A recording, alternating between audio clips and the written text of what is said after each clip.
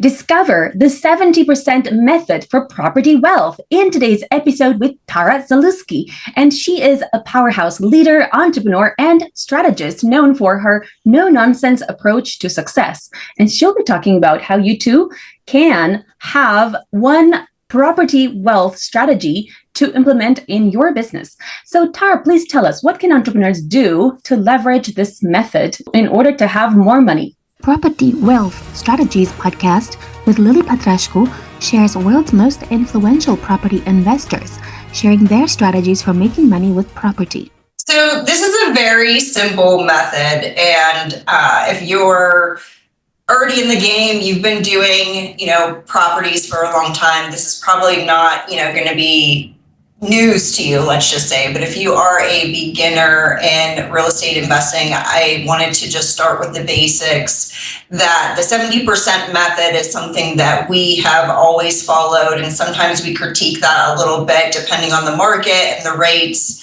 And we may drop that down to 65%. But basically, the 70% method is a good method for you to follow. So whenever that you look at a property and you're thinking, hey, I really like this property, I think it could work for us, you're going to go back to your budget and make sure that those numbers work for you. So the 70% method is basically whenever you go to a property, you look at it, and then you look up what the potential ARV could be. And ARV means your after repair value. So just to use basic numbers for you, if a house was worth $100,000 ARV, you're going to want to make sure that you're all in for 70%. So that means you have $70,000 to spend with the purchase price, with your rehab budget, and any of the fees that are going to, closing costs, anything like that. So that's the method that you're going to want to follow. Thank you. Tell us, what else do we need to know regarding this method? So that's the basic breakdown. Obviously, the budget is always going to depend on what the house needs, right? So you're going to have to go in there and look and, break that down as you would with your contractor or by room. The purchase price, that's simple, right? That's what you're going to offer on the house based off of that budget. And then for title, it's different in every state, as well as I'm sure in different countries, of what those costs are going to be. So you could easily find out that information from whatever title company that you want to use, just so you ensure that when you're breaking down that budget, that you are staying within that 70%. Thank you. What other considerations are there around investing in property that are pertinent to this method? So I think just really having a good contractor is probably the key thing, right? Because I will say that we've ran into issues throughout our time in doing this, where you may go into a house and you can't see behind walls, right? But there are things that will let you know, like here in Pittsburgh, we have houses that are over 100 years old, and that's very common. They don't have to be that old for this to happen, but what we've ran into is bathrooms. So can't see behind the walls, but you can tell that some of these bathrooms, depending on when they were built, they'll have about 4 inches of concrete, not only under the floor, it'll be under all of your walls as well. So whenever you're going into a project like that and you have to demo the entire bathroom, that's something that you definitely want to account for, because it's going to take you much more time to get rid of that 4-inch thick concrete walls and flooring than you would have anticipated. So those are just little tidbits that, as you grow and as you learn, and if you have a good contractor, they're going to be able to see these things, even though we as people cannot see through walls or floors. Thank you. What's a good way to find a property like that? Like find a property that has that specifically? I'm talking, what's the best way to find a property that is investable? So, the best way is probably off market. And in order to do that is you really have to brand yourself and get yourself known in whatever community you're in, that this is what you do, right? That you buy houses, I would say, because that's going to give you the best ratio on your budget, right? You're going to get it for less of a price. You're not going to be paying as many fees, neither is the seller, because they're not going to be paying realtor fees. You're not going to have an appraiser coming in, saying your house maybe isn't worth what you think it is, and giving you a lower price. And you're also not going to have occupancy and different people coming in saying that you have to fix this or you have to fix that. So off market for investors is probably the best way. Another way to do that is direct mail, where you start mailing to people, letting them know that you buy houses.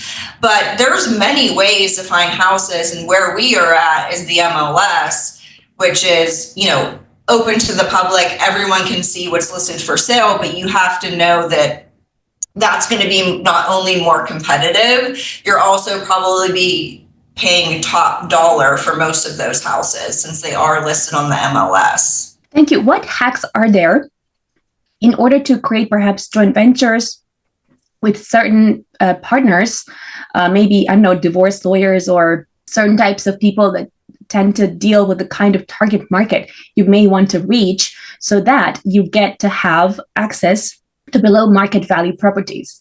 Yeah, so there's definitely ways of trying to network yourself. Like you had stated, divorce lawyers, also maybe estate attorneys would be another good option for that. And really, that just comes down to marketing yourself and whether that person connects with you and feels that they know you, they like you, they trust you, right? Are the three things usually you have to convince someone of to be able to partner with them and them want to use you for their business, because obviously that's, going on their name as well if they're going to partner with you. Thank you. What hacks are there to be able to buy a property below market value with speed? Because everyone is searching for below market value properties and you need to be ready. So what are the kinds of things that people need to have ready, be able to quickly buy a below market value property? I would say funds. You have to have the funds. Title companies can typically close within 2 weeks. So as long as you're working with a good title company that has the ability to do that, you can always close, right? But you have to have the funds already ready, waiting. So whether that's private investors, whether that's you're using hard money, whether you have cash sitting in the bank, you have to be ready in that sense to be able to purchase quickly. Thank you. What are some good projects that you're currently working on that are following this method of the 70% investing method? So we invest in all residential products at this time. So we have single family housing and we also do multifamily housing. And we are focusing on one area really specifically because we're trying to revitalize that area. So we've been buying there for the last, I would say, couple of years that we've been focusing on that area. So we have 50 properties that we're holding currently there. And we're also flipping a lot of properties because we are trying to get the community more involved with home ownership. So that's something that we're trying to educate on and really push for the community as well. Thank you. Tell us about your journey and how did you start investing in property? So I started investing in property back in 2014. I actually bought my first duplex. And that was really just a trial basis of like, can I do this? Do I want to do this? Because I know that there are inconveniences, right? Or pros and cons that come to being a landlord. So I just bought my first property back then. And then in 2018, I really decided, hey, I want to do this. So I'm going to become a real estate agent. And so I became an agent in 2018, really just learned the ropes, learned the contracts, the agreements, how the whole process worked, started meeting, and networking with title companies and lenders, and just trying to figure out how the market worked and, what it took really to buy a property.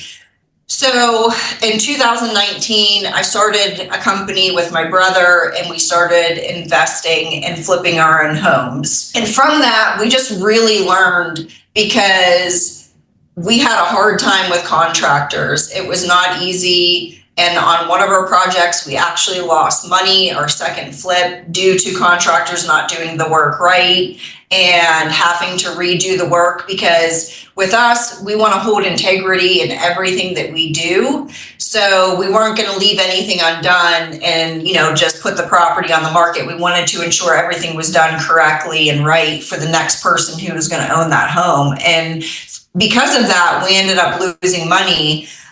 So we just really started to figure out how important every part of the process was. And from there, we actually started our own construction company because we wanted to ensure that who we had working for us that we could trust, right, and know that they were doing the work right. So in 2020, right before COVID hit, we actually started our own construction company and both quit our full-time jobs. I still held my real estate license, but I was no longer taking on clients. So when COVID hit in March, we really thought, what in the world are we doing? Did we make a mistake? Is this not what we're supposed to be doing? But we pushed through, and I'm happy to say, even with all the shutdowns and not being able to work for months and starting a brand new business, we did end up making $700,000 that year, and that was a huge accomplishment because we had never done this before. So, and we were also shut down. So from that, I would say, honestly, after we took the time, invested in our own company, had good contractors, right, to be able to do these projects, it was really the beginning of 2022 is when we said, okay, we're ready. We're going to start going full time at this. We're not going to do anything else. We're going to stop, doing construction projects for different clients. And we're only going to do all of our own real estate and invest in properties and, follow our dream, because that's what we had always wanted to do. But I think a lot of people don't see all the work on the back end and all the struggles. They just see all of a sudden that you own all these places and have all these houses, and they're just like, oh, wow, you're this success overnight. Thank you. I think everyone is thinking about finding below market value properties. And I think not a lot of people know enough about how do you even get started looking for these kind of properties. And you did mention a few methods, but I wonder whether there's any hack that can fast track the process for people to acquire below market value properties. I think whenever anybody tells you any hack or that you can just do this overnight, that's just not, the case. It's not true. When they say things are too good to be true, it's typically correct. Anything that you're going to do is going to take work. It's going to take money. And, even these companies like REI Print Mail, and there's also PropStream that you can get on and actually do all the work yourself. There's going to be one or the other, right? You're either going to pay someone thousands of dollars who already knows how to do it and send it all out for you, or you're going to have to try to learn it yourself with these avenues like PropStream and play around with it and see what works for you and your specific market, which is going to take longer time. It'll be less money, but it's going to be a slower process. So I think it's really just down to, what can you do specifically? So if you don't have the funds and the means, then you probably need to get on PropStream and start doing all the work yourself. And it will be a slower process. Thank you. What are some things that people get tripped up with when trying to implement the 70% method for property wealth? The things you get tripped up with is if you don't have enough experience, that you can't foresee the challenges or the things that may come up, like the bathroom that I talked about, because you can't see behind walls. And the other challenge is if you don't have good contractors like us, you have the potential of losing money because a contractor, if they're not doing the work right, then, you're going to have to pay for that, and you're going to have to pay for the second set of supplies and all those different things, or you're going to run into issues maybe when you have a home inspection and you try to sell that home. Thank you. What are some things to put in place in order to implement the 70% method for property wealth? And I'm talking in terms of the superpower team or any other routines and habits to implement. Yeah, I think the biggest thing is relationships. That's what I've learned in business is, once again, if you're not the expert in it, then you need to find the expert, right? So you need to network, you need to meet people, and you need to know for sure people that you trust are giving you good people that they've actually used before. Because even on these platforms like Facebook, there's different groups you can go in for investors. A lot of these people are either recommending themselves or they're recommending a friend. So you really need to get in with good groups of investors that have actually used these people and saying, hey, this is your person. They do the work right. They're giving you fair pricing and not trying to take advantage of you. Thank you. How long did it take for you to create a superpower team of people to kind of start supporting you to do your property business? Yeah, I think that took years, to be honest. As I said, I started in 2018 with meeting people and title companies, because that's another big downfall, that if you use the wrong title company and they can't close on your property, that's really going to be a problem whenever it comes to the end, right? People are not going to be happy with you whenever you're not able to close. So it took years, to be honest. I'm not saying that is going to be everyone's journey. That was my specific journey of meeting the right people, even when it comes down to your business, which we haven't even talked about. Whenever you need a CPA, right?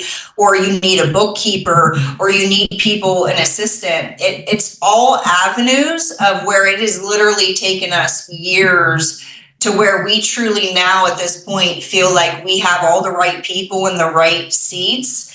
And like I said, that's from our back end of our business to the contractors. And we took a unique approach to that, right? Not everyone is going to start their own construction company and train all their own guys to ensure that they're doing the work right. So I really feel that's just, based on you and your approach and how quickly you can get into those networking groups and meet the right people. It doesn't mean you'll have all the right people, but I think that you can, get started. We all have to start somewhere. So don't let that hinder you, because I'm saying, oh, it took me years to find all the right people. We've still been working through all of this, right? And we've learned through all those failures as well. So don't take that as a negative. Thank you. In terms of below market value properties, would you say the best way to acquire some of them is to find properties that need refurbishing and to buy those? Or are there other methods as well that could work?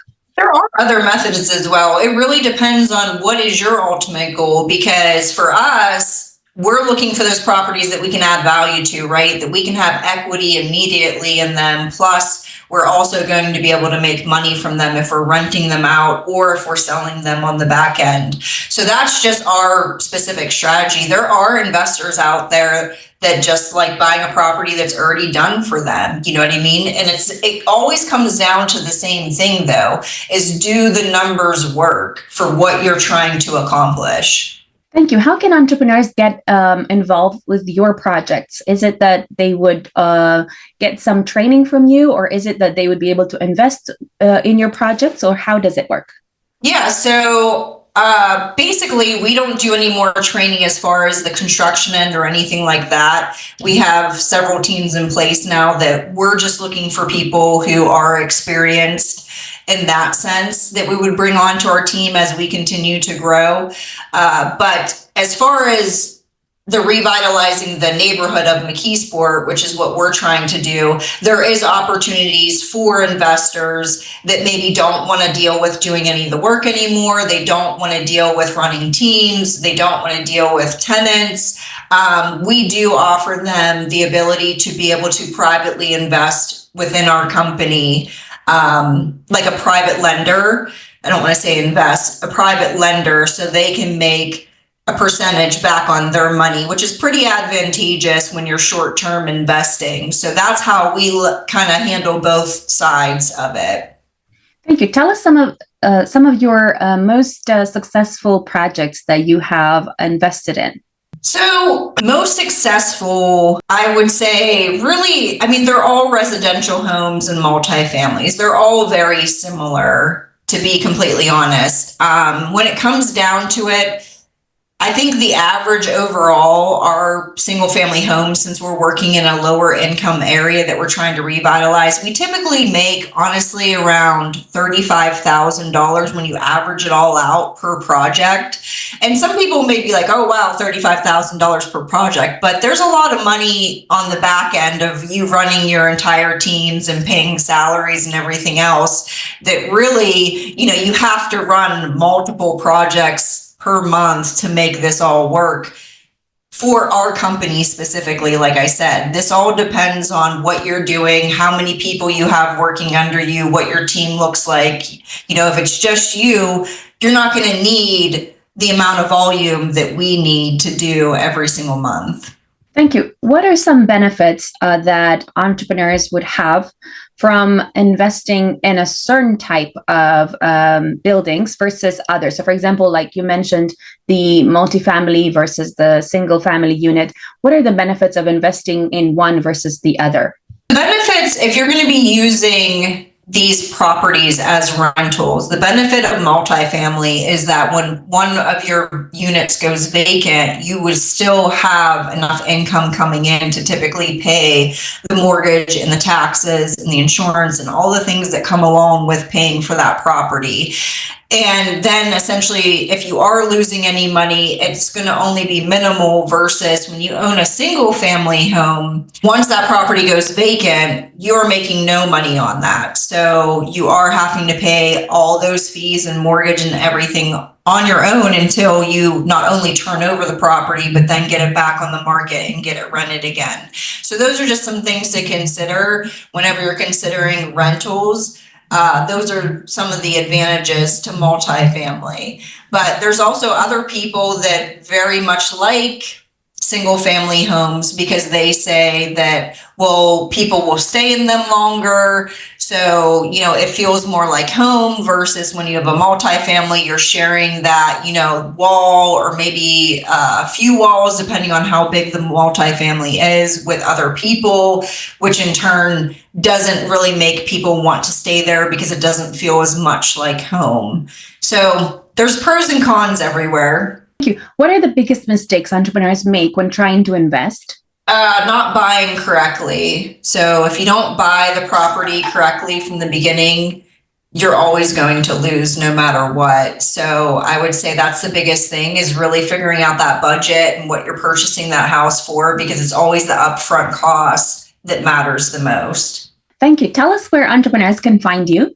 You can find me on all the platforms, all the socials. My name's Tara Zaluski, so that's what I'm under on all of them, and that's how you can find me specifically. Thank you so much.